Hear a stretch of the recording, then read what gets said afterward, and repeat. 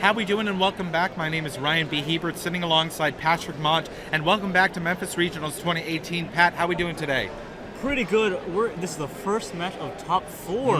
Yes. We just finished our top 8 last round, and I'm excited for both of these teams, especially, I think, what was it, Carl's team? Yes. I saw Scrafty. I just have to love the unique mons on every people's team. Absolutely, Patrick. Carl Schatzberger and Ashton Cox going at it in top 4 today.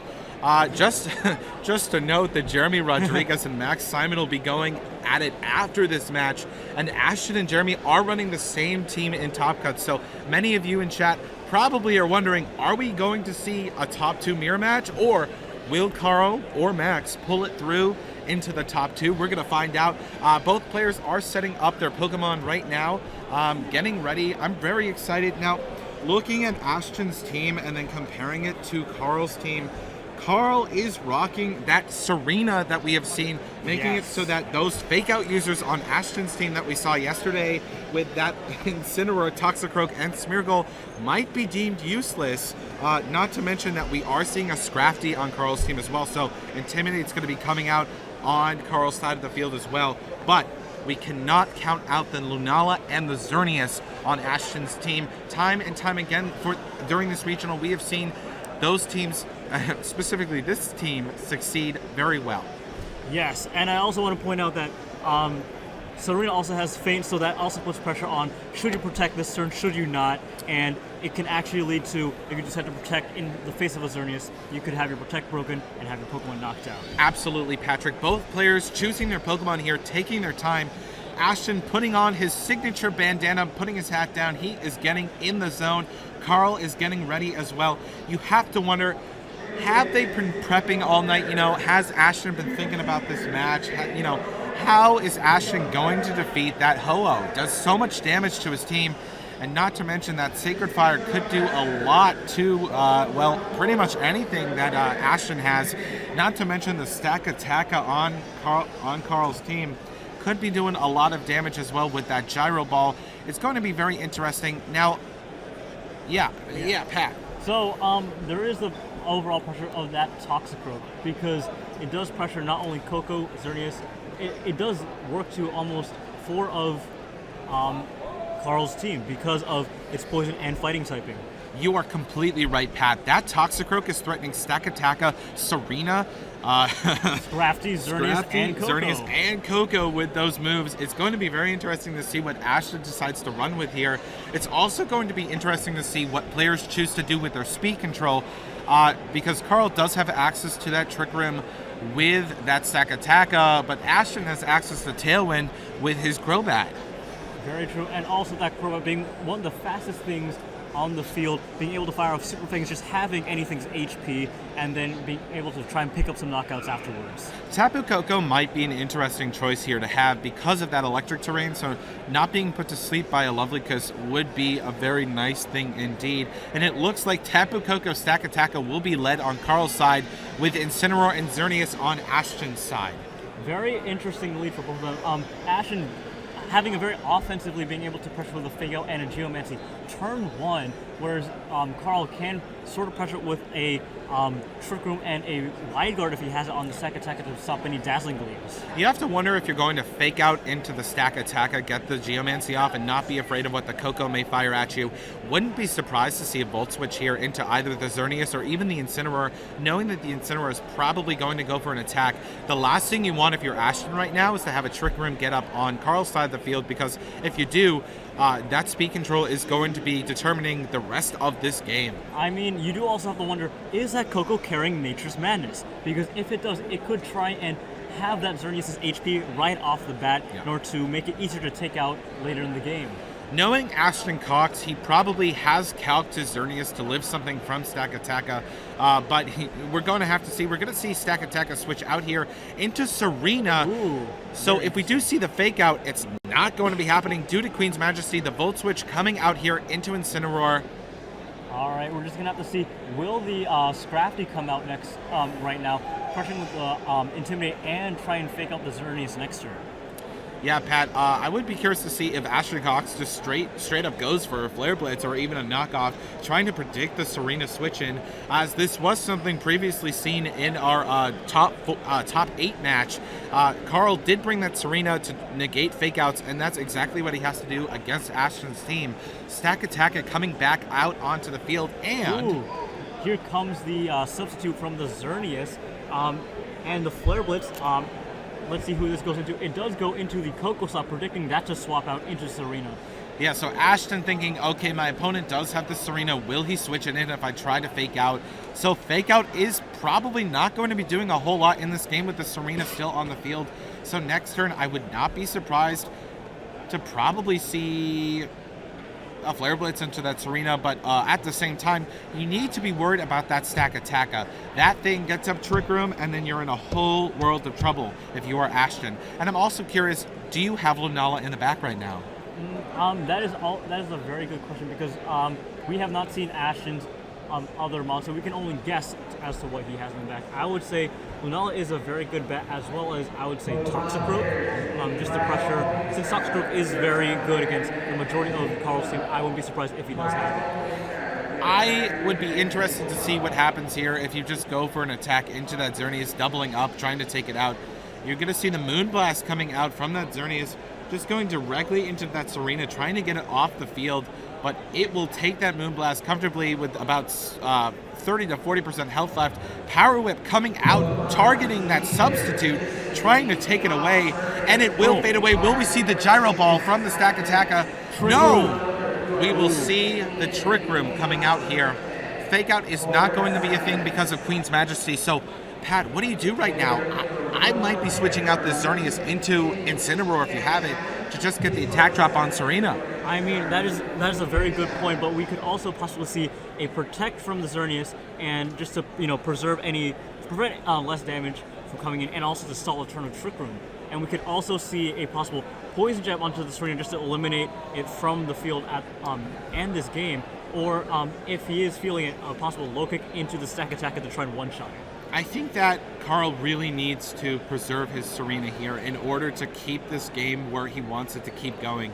Because if you let it fall, you allow Ashton and his multiple fake-out users to take advantage. But we do see the Stack Attack switch out here into the Ho-Oh. That Ho-Oh going to be boasting a very high attack stat. Pressure from Ho-Oh going out onto the field. We're going to see that Xerneas swapping out into the Incineroar, coming out onto the field, getting the attack drop on that Serena. Serena, I'm interested to see what it's going to be doing. I'm also predicting a Poison Jab into that Serena as well. Oh, Serena goes for the protecting it from any damage. We're just gonna have to see. There was a low kick going into the Stack Attacka slot, and Ho just takes that fine. Yeah, so that was a really nice switch out there from Carl, preserving that Stack Attacker for later on in case this Trick Room runs out. But this Ho is going to be able to do some major work here, either a Brave Bird into that Incineroar or even a Sacred Fire into that Toxicroak. There's not much on Ashton's team that likes to take those Sacred Fires, so it's going to be interesting to see what happens here. I would say a Sacred Fire into Toxicroak would probably be the safest bet, because you do have nothing. The only one that resists fire is out right now, and obviously he can just switch in Xerneas and still deal a massive amount of damage and try and get the burn. Ashton shaking his fists there, made a play that he particularly enjoyed and used the fake out. Low kick going into the Stack Attacka, predicting the switch, and Stack Attacka falling down. The tower has crumbled, my gosh.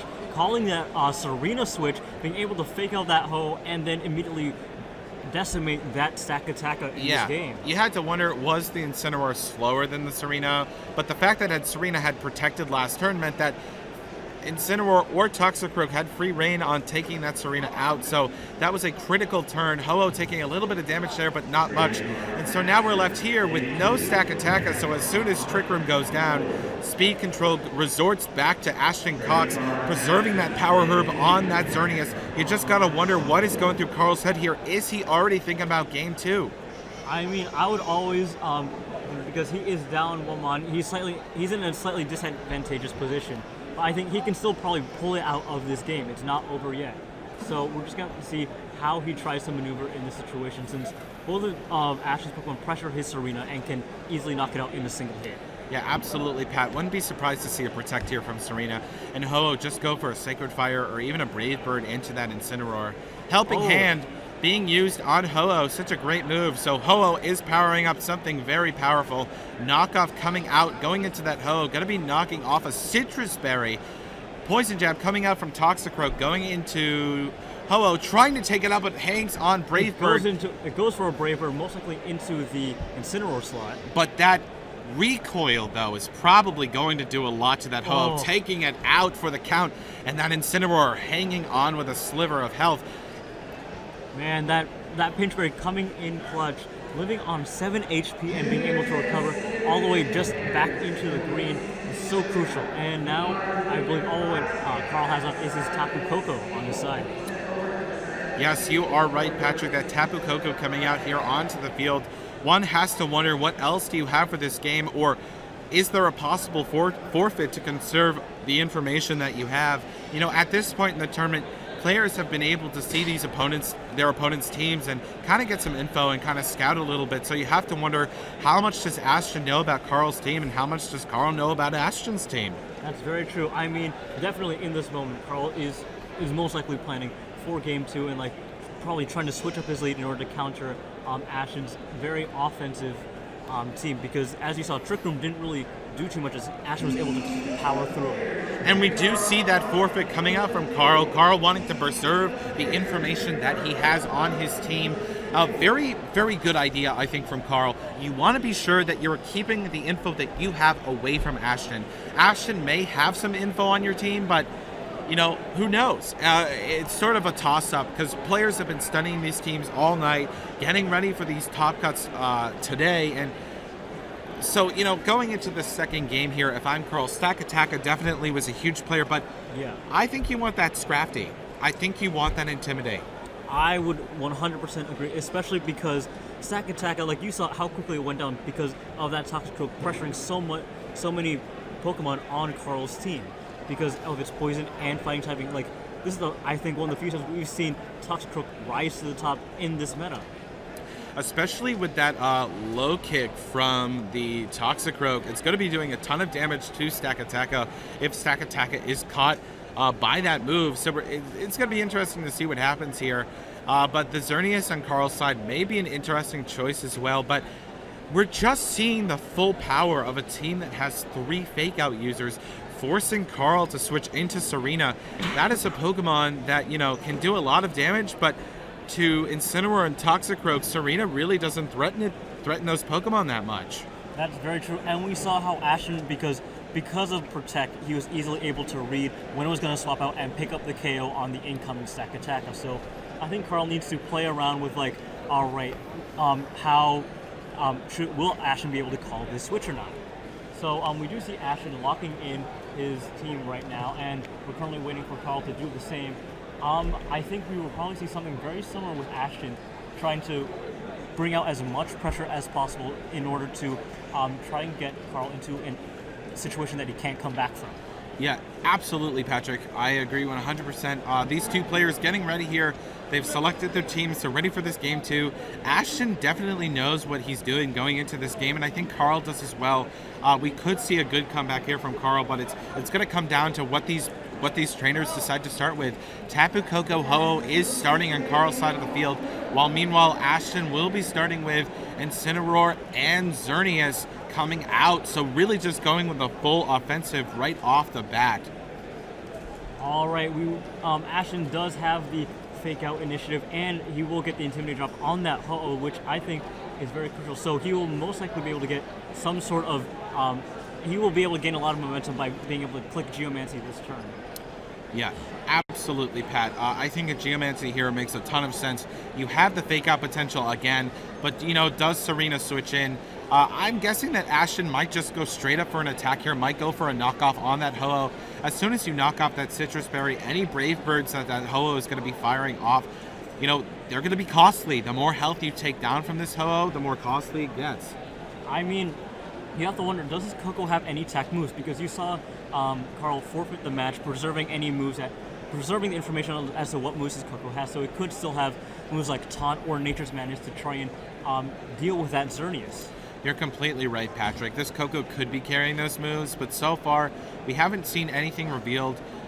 So we're just gonna have to see what kind of happens here. I wouldn't be surprised if Stakataka is in the back, because if Ashton does go for the Geomancy, you swap in that Stakataka, and if you can survive it, you try to get up that Trick Room. Stakataka coming out onto the field now, trying to maybe predict the Geomancy coming out from Ashton.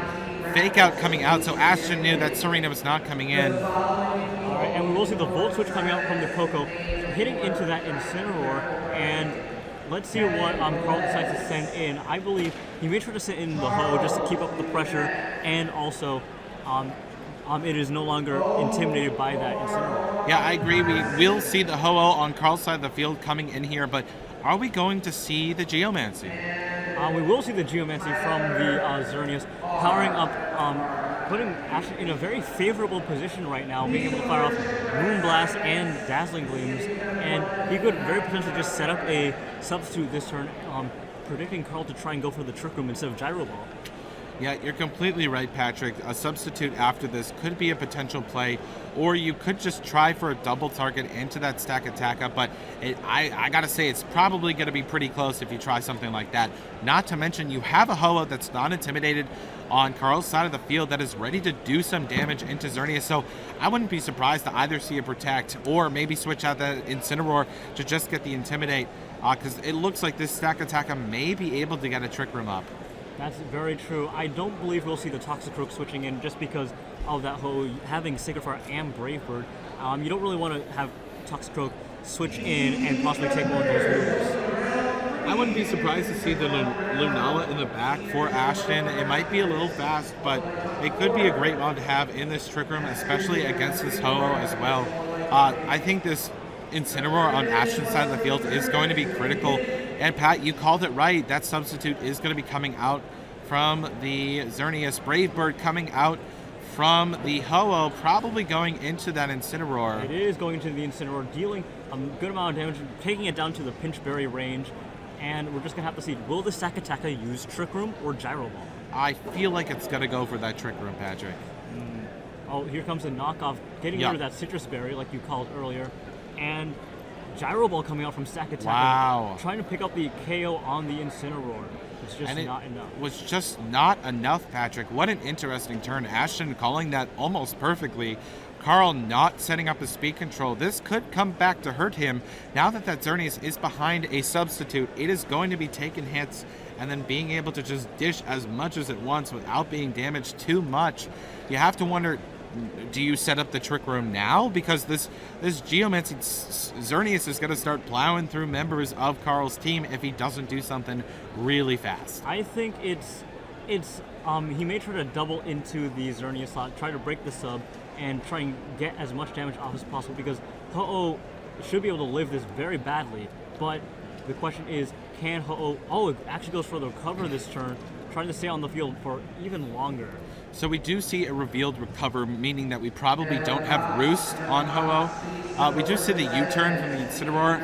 I wouldn't be surprised to see the Trick Room here coming out from the Stakataka just to get up that speed control, but that recover was very, very crucial. Now that we know what that Moonblast is doing to Ho-Oh, if I was Carl, I'd feel a lot more comfortable knowing that I can take another hit as long as it does not crit. But Lunala comes out onto the field taking a Gyro Ball, and it takes a massive critical hit. Oof, man, that Lunala, even with that Shadow Shield, taking almost 50% from that Gyro Ball from Stakataka. That was a powerful Gyro Ball, Pat, and you just have to wonder what it's going to do without Shadow Shield now. That Lunala not liking that Gyro Ball from Stakataka. Very interesting that we haven't seen the Trick Room yet, so maybe the Trick Room isn't even on that Stakataka, but I believe we've seen it once before. We've seen it, so. It was used last game, right? But I think he just doesn't see the value in using Trick Room at this moment. Yeah, I completely agree, but that Xerneas is still behind the substitute, as it has not been broken yet. And I gotta say, you can only stall for so long before things start attacking and taking you down and whittling down your HP until you've got nothing left. Stakataka switching out here, sending in Tapu Koko, probably to take a hit from that Lunala. You have to wonder if it is meant to take a hit from the Lunala, could it be assault vested?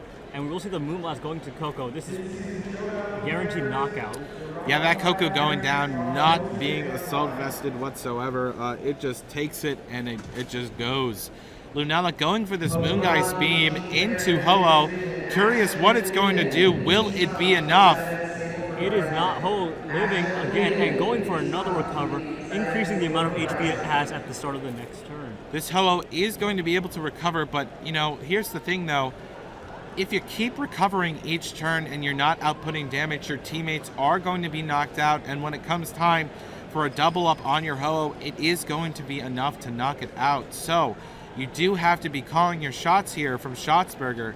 How many more turns of recover can you get before it is too late? Well, I mean, just eyeballing it now, I believe he's reached that threshold where a Moonblast from Xerneas will probably not knock it out, but all what Ashen has to do to counter it is just double up into the Ho-Oh slot. So we see the Xerneas coming out on Carl's side of the field here, going to be applying some pressure, but the problem is that Geomancy Xerneas might be able to knock it out with a Moonblast. We're going to have to see what happens here. Will we see a potential protect and a potential attack into that substitute Xerneas? If I was Carl, I am in a tricky situation here.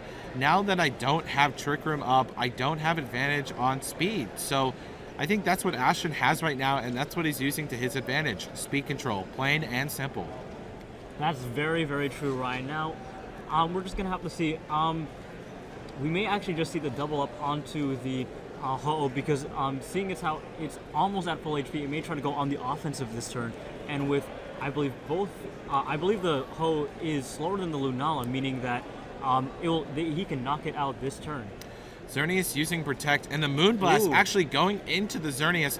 Psych Up being used on Ashton's Lunala, something that we saw from Jeremy last round in top 8. Copying those stats, but the thing is that this Brave Bird is going to be doing some big damage into that Lunala, and it is not enough, living at 1 HP. Carl laughing, cannot believe it. The invisible Focus Sash comes through again. Once again, it really does, Pat, and you just got to see that Ashton has put the work into these Pokemon with just enough bulk to live that role. I mean, you got to wonder, okay, so you protected the Xerneas that turn. Xerneas is probably taking a Moonblast to the face this turn, and that Lunala may be getting something else off before Ho-Oh can even go for another attack. If even then, I mean, if I'm Ho-Oh, I might be going for another recover. I mean, but will it matter? Because now that Lunala is at +2 special attack, so it may be able to knock out that Ho with a Moongeist Beam. Yeah, not to mention +2 speed as well. So Ashton has secured himself firmly in speed control in this game. Lifting off into the sky, firing off that Moongeist Beam. Let's see how much damage this does. And it does go into the Ho-Oh, knocking it out. Yeah, Ho-Oh going down, Moongeist Beam at +2 is enough to knock it out. We will see the Moonblast coming out here, going into Carl Xerneas. And it will be enough to knock it out, sweeping through this team. And it looks like Ashton has sealed himself this victory, with Carl being left with a Stack-Attacka. I mean, Stack-Attacka is a physically defensive mon, so I don't think it will be able to live a double up. I don't think so either, Patrick, but if he wants to play it through, I say do it. And we do see the Moongeist Beam firing off. I believe this is game. Players have shook hands. They've taken off their headsets. It looks like they are calling the quits. And we see the Moongeist Beam going in, taking out Stack-Attacka. Folks, oh my goodness, Ashton Cox getting the win here in top 4. Wowzers, Patrick. What a game between these two players. Yes, it was quite a match. Now, I hope you guys stay tuned because I believe we will try and see if Ashton will come here for a player interview afterwards. So yeah, I wouldn't be surprised if we do see the player interview after this with Ashton, but he might be wanting to save his strength and his words for top 2, so we'll have to see if he wants to come on here. But just talking about these teams for a moment, I mean, Ashton was just able to keep sweeping with that Xerneas in both games. Once again, we're seeing in this format how powerful Xerneas can be, and I'm very curious to see, for the rest of the Sun format after Memphis Regionals, how will people be able to stop the Xerneas, or will everyone just be running the Xerneas? It's a really great question, and I think that the thing that makes Ashton's team so successful is the support Pokemon that he has put around himself to be able to do so. Whoever thought the 3 Fake Out users on the same team would be a good idea, especially with Tapu Lele and Serena running around with Queen's Majesty? Well, I mean, I know we said, I believe yesterday, how we expect to see a lot of Groudon Xerneas, but I mean, maybe after Memphis, we'll be seeing a lot of Lunala Xerneas, as we just saw. That Psych Up from Lunala coming in clutch, being able to pick up KOs with the ×2 in special attack, special defense, and speed. Yeah, that Psych Up is a really, really great tech move to have on Lunala, being able to pick up the stats that you get on your Xerneas and put it right onto another Pokemon without even having to use Geomancy. It is insane. So, it's a really, really great team to have so far. But we'll be right back with a player interview in just a moment. Stay tuned.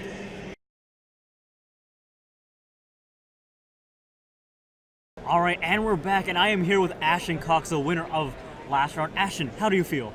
Well, I feel really good. I had some doubts about this team, like I had said previously on stream in the interview, but that was round 1, and this is, now moving on to finals, and I think at this point I like the team, so it was pretty good. I do want to mention that Lunala living on 1 HP, and then you getting the Psych Up off, I was on the edge of my seat. I'm like, I cannot believe that this happened. Well, the thought process behind that was kind of, I could have Moongeist Beamed the Ho-Oh, and it would have been fairly safe, but I thought, well, Incineroar took like a little bit less than half, and I have a little more than half, and I don't know their stats exactly, but I feel like Lunala and Incineroar are fairly close, defense and HP, and so I was like, okay, well, he might recover, so getting the Psych Up off would be really good for me, but he also might not KO me, so I just kind of went for it, and I also figured my Xerneas would clean up the field. If he Brave Birds into Lunala, I still have a Substitute, I still have double Fake Out. I felt like I had enough tools where, yes, it was a little stylish and a little risky, but I think it was, in the span of the whole game, it was pretty safe. Yeah, I mean, we saw that play pay off in the end. So, is there anything you'd like to say? Any shout-outs you'd like to give? Well, my biggest shout-out is to Jeremy, who's just about to go on. We have the exact same team. We built it together. I told him it was a bad team. He convinced me to run it. Here I am. So, biggest shout-out would be to him for making me run this team and building it with me. And that's pretty much it. I guess I'll do more if I win finals. So. All right. Well, Ashton, thank you for being on, and good luck in the finals. Thank you. All right. Stay tuned. We'll be right back in 5 minutes for our second top 4 match. So stay tuned.